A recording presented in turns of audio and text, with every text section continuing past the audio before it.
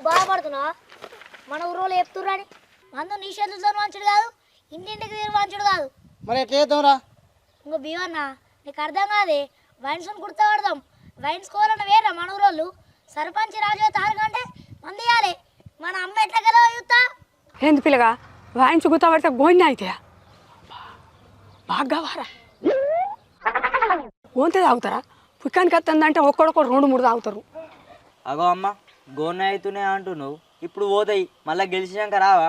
నీకు రాజకీయం గురించి తెలియనట్టే చెప్తున్నావు. నువ్వు రాజకీయంలో ఆరితేరినావు. అచ్చుడు అత్తయ్య పిల్లగా అత్తయ్య కానీ గెలవపోతే ఎట్లా అని బాధ అనిపిస్తుంది. ఇగో రాజావా, నువ్వు ఆలోచన పెట్టుకోకు. నువ్వు ఆల్రెడీ సర్పంచ్ అయినా నువ్వు ఊహించుకో, నువ్వు గంత పెద్ద వైన్సే గుర్తపట్టబడుతుంది. నువ్వు ఫుల్ మెజారిటీతో గెలుతావు. అబ్బా రే, మంచి ఐడి ఇచ్చిర్రా, మంచి పని రాబా. మనం గెలుతాం. వాళ్ళు అన్నట్టు వయసున గుర్తుపట్టినగా మనం ప్రసారం చేసిన బంది ఇక్కడికి వెళ్ళి చాలా గెలుతాం. అదే మీరు అసలు మర్చిపోతురు. ఏడు పిల్లగా అసలు పెద్ద వాయించే గుర్తపట్టినాం మేము. అమ్మ సుక్క ఒకటి ఉంటే అయిపోతుందా? దానికి తోడు ముక్కు ఉండద్దా? అవి 2 ఉంటే మంచిగా ఆడ్ చేసుకుంటారు మనల్ని.